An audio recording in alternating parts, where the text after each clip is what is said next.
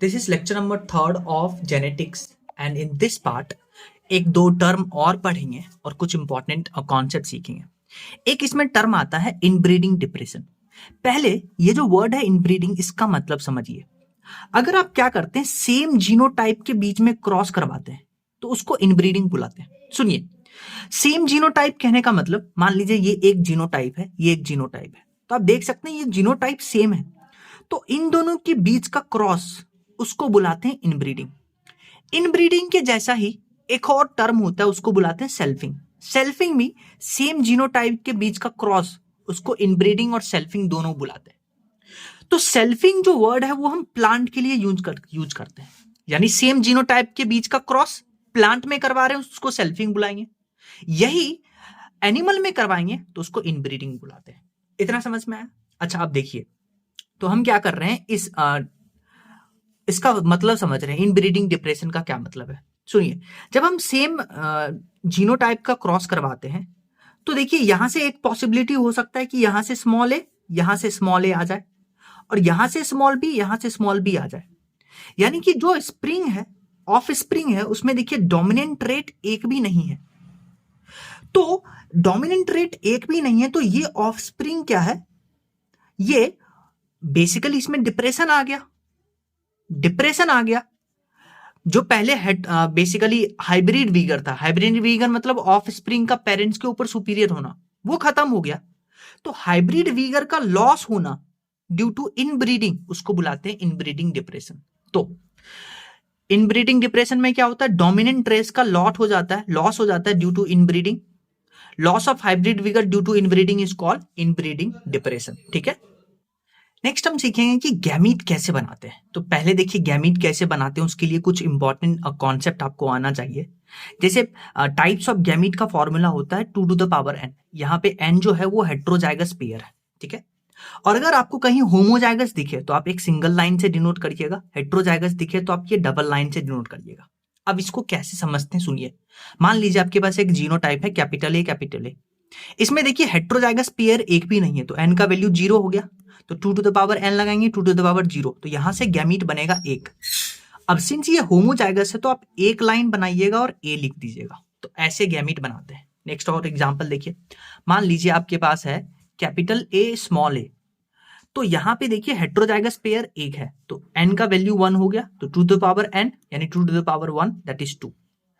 और सिंस यहाँ पे हेट्रोजाइगस पेयर है तो हेट्रोजाइगस पेयर में ऐसे लाइन डिनोट करते हैं, तो ये सेपरेट करके लिख लीजिए। तो हम गैमीट बनाना सीख रहे हैं।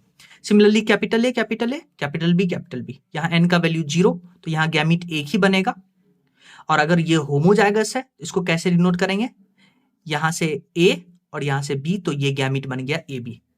सिमिलरली यहाँ पे देखिए ये एक हेट्रोजाइगस पेयर, तो n का वैल्यू 1, तो 2 टू द पावर 1 2, तो देखिए ये हेट्रोजाइगस है तो इसको ऐसे लाइन से डिनोट करेंगे, a और a सेपरेट कर लिए, और b इसको सिंगल लाइन से लिखेंगे, तो दोनों में b लिख दिए, तो यहां से ए बी गैमिट, यहां से small A capital B gamete.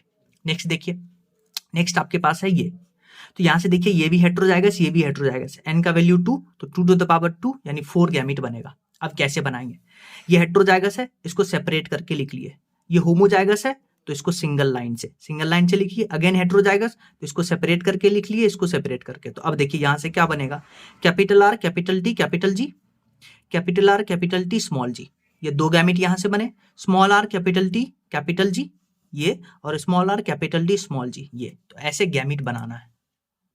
Similarly इस क्वेश्चन में भी देखिए एक हेट्रोजाइगस, दो ही हेट्रोजाइगस है, 2 to the power 4, 2 to the power 2 यानी 4 गैमिट बनेगा। इसको आप सेपरेट लिखिएगा, बी और बी इसको भी सेपरेट लिखिएगा, और इसको सिंगल लाइन से, इसको सिंगल लाइन से, तो आप मैच कर लीजिए, तो आपके पास ये गैमिट बनेगा। नेक्स्ट क्वेश्चन देखिए, नेक्स्ट क्वेश्चन इंपॉर्टेंट है, ये आपको एक और बेसिकली मेथड सिखाएगा कैसे क्वेश्चन सॉल्व करते हैं। आपको बोला है कि एक प्लांट का जीनोटाइप आपके पास ये गिवन है, ठीक है, एक प्लांट का जीनोटाइप आपके पास ये गिवन है, और आपसे पूछा है कि ये जो जीनोटाइप है small B small R small G capital T small capital E, इसका बताना है प्रोबेबिलिटी। तो कैसे बताएंगे सुनिए, इसका प्रोबेबिलिटी बताने के लिए आप सुनिए, अगर आपके पास कोई हेट्रोजाइगस पेयर है स्मॉल ए कैपिटल ए, तो यहां से क्या क्या हो सकता है, यहां से ए भी आ सकता है, यहां से स्मॉल ए भी आ सकता है। तो ए आने का क्या प्रोबेबिलिटी है, हाफ, और स्मॉल ए आने का प्रोबेबिलिटी है हाफ। लेकिन यही अगर होमोजाइगस होता तो ए आने का प्रोबेबिलिटी 1 ही होता। तो इसी फंडा को हम यूज करेंगे। तो देखिए आपके पास ये था, तो यहां से बताइए आपको लाना है स्मॉल बी, तो स्मॉल बी लाने का क्या चांस है 1/2, और स्मॉल आर लाने का क्या चांस है 1/2 क्योंकि हेट्रोजाइगस है। और स्मॉल जी, देखिए यहाँ पे जी था, तो यहां से जी आने का क्या चांस है 1, और यहाँ पे कैपिटल डी पर ये हेट्रोजाइगस है तो कैपिटल डी आने का चांस हाफ। सिमिलरली यहाँ दोनों सेम है तो यहां से आने का 1, तो आप सबको मल्टीप्लाई करिएगा तो आपके पास प्रोबेबिलिटी आ जाएगा। नेक्स्ट क्वेश्चन देखिए, इसमें आपको एक प्लांट का जीनोटाइप ये गिवन है और आपसे पूछा है कि परसेंटेज बताइए इस गैमीट का प्रोड्यूस होने का और इस गैमीट प्रोड्यूस होने का। तो सिमिलर फंडा लगाना है, आप इसको एज इट इज लिखिए। यहां देखिए ये हेट्रोजाइगस, ये होमो, ये हेट्रो, ये हेट्रो। तो यहां जाइए ए चाहिए आपको, तो यहां से ए कैसे मिल सकता है, क्या प्रोबेबिलिटी है हाफ। कैपिटल डी चाहिए, क्या प्रोबेबिलिटी है 1। कैपिटल ई चाहिए, क्या प्रोबेबिलिटी है हाफ। कैपिटल डी चाहिए, क्या प्रोबेबिलिटी है हाफ। तो सबको मल्टीप्लाई करिएगा, 100 से सबको मल्टीप्लाई करिएगा तो 1/8 आएगा, 100 से मल्टीप्लाई करने से 12.5। फिर देखिए यहां से आपको स्मॉल ए चाहिए तो क्या प्रोबेबिलिटी है हाफ। स्मॉल डी चाहिए, स्मॉल डी कहां से आएगा, यहां से तो एक ही कैपिटल डी आएगा तो प्रोबेबिलिटी 0, यहां से प्रोबेबिलिटी 0 आने का है इस गैमीट का। नेक्स्ट क्वेश्चन देखिए, इसमें बोला है आपको कि एक डिप्लॉयड ऑर्गेनिज्म में कौन सा gamete correct, basically correct presentation में। आपको पता है गैमीट मान लीजिए कैपिटल ए स्मॉल ए है या कैपिटल ए है, तो इससे एक ही आएगा। अगर आप दोनों लिख दीजिएगा तो गैमीट थोड़े बनेगा। तो यहां देखिए सिर्फ एक ही आना चाहिए, इसमें सब एक ही है, पर यहां देखिए ओ 2 बार आ गया, तो ये गैमीट करेक्ट प्रेजेंटेशन नहीं दे रहा है। नेक्स्ट क्वेश्चन देखिए, इसमें आपको बोला है कि मेल और फीमेल है, ठीक है, और मेल और फीमेल में आपको बेसिकली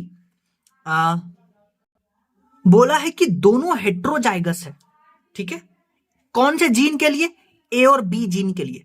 तो अगर ए और बी जीन के लिए हेट्रोजाइगस है तो क्या हम ये लिख सकते हैं दोनों में capital A small A, capital B small B, दोनों में, तो हेट्रोजाइगस कर दिए। फिर आपको नेक्स्ट क्वेश्चन बोला है कि मेल और फीमेल दोनों में क्या है, एक्स लिंक्ड जीन प्रेजेंट है जिसको डी बुलाते हैं। तो दोनों में क्या है, एक्स लिंक्ड जीन प्रेजेंट है जिसको डी बुलाते हैं। तो अगर दोनों में एक्स लिंक्ड डी प्रेजेंट है तो आपको पता है फीमेल में 2 एक्स क्रोमोसोम होते हैं, तो दोनों एक्स पे डी है तो फीमेल में हम ऐसा कंडीशन लिख देंगे।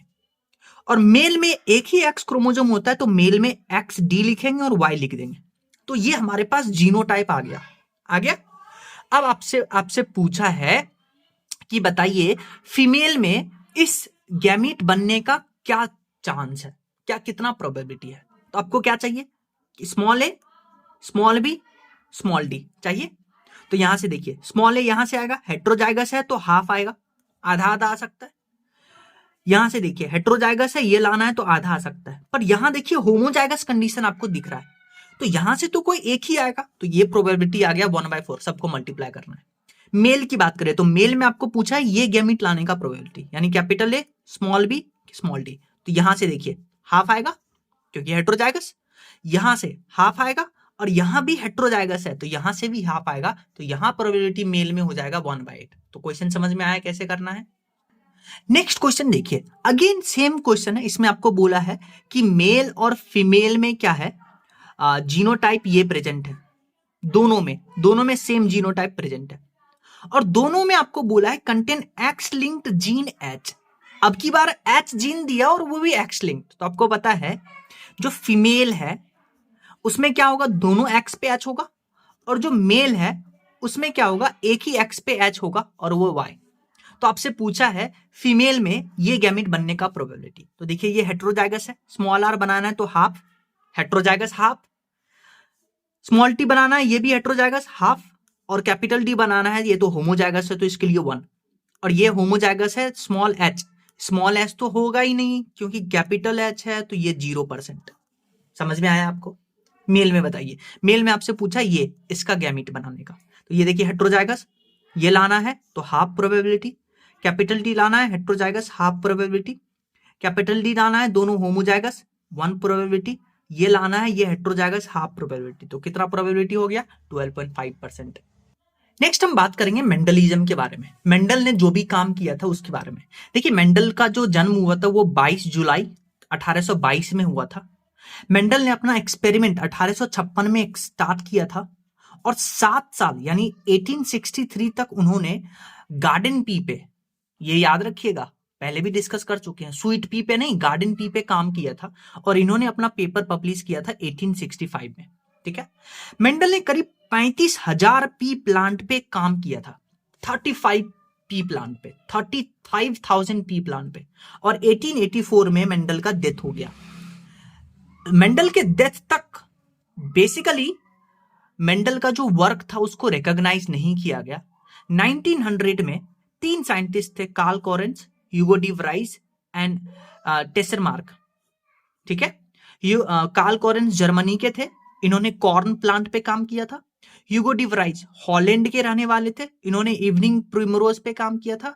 और टेसरमार्क थे, ऑस्ट्रिया के थे जहां के मेंडल थे, और ये अलग अलग फ्लावरिंग प्लांट पे इन्होंने काम किया था। तो 1900 में इन 3 साइंटिस्ट ने अलग अलग काम करके मेंडल का जो काम है उसको रीडिस्कवर किया था।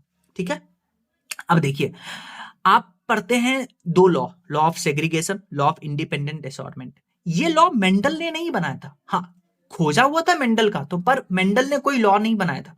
पर कार्ल कोरेंस ने बेसिकली ये 2 लॉ बनाया था, law of segregation, law of independent assortment. तो लॉ कौन बनाया था याद रखिएगा। ठीक है, लॉ ऑफ डोमिनेंस नहीं बनाया गया था, लॉ ऑफ डोमिनेंस नहीं बनाया गया था क्योंकि कार्ल कोरेंस ने इसका एक्सेप्शन ढूंढा था। ठीक है, इसीलिए law of dominance Carl Correns नहीं बनाए थे, 2 ही लॉ बनाए थे कार्ल कोरेंस।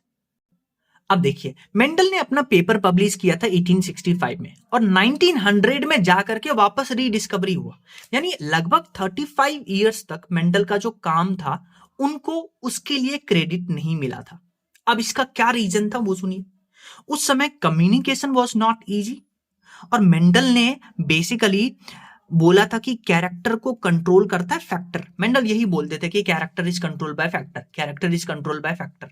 और वो बोलते थे कि ये जो फैक्टर है ये स्टेबल है, ये डिस्क्रीट है। डिस्क्रीट मतलब लिंक्ड नहीं है किसी के साथ। तो ये मेंडल का कहना था। पर किसी ने मेंडल से पूछा कि अगर आप बोल रहे हैं कि फैक्टर जो है स्टेबल है, डिस्क्रीट है, तो ऑर्गेनिज्म में वेरिएशन क्यों होता है, वेरिएशन क्यों आता है? तो मेंडल के पास इसका कोई जवाब नहीं था। ठीक है, और मेंडल जो था उन्होंने अपने काम में मैथ यूज किया था। Also it was very hard to understand. ठीक है, मेंडल जो बार बार बोलते थे कि character is control by factor, character is control by factor. तो मेंडल से पूछा गया कि ये फैक्टर है कहां प्रेजेंट है, किससे बना हुआ है, तब भी मेंडल ने उनका आंसर नहीं किया। और उस समय डार्विन का बहुत फेमस नाम था, तो उसके कारण भी मेंडल को बेसिकली रिकॉग्नाइज नहीं किया गया था। ठीक है,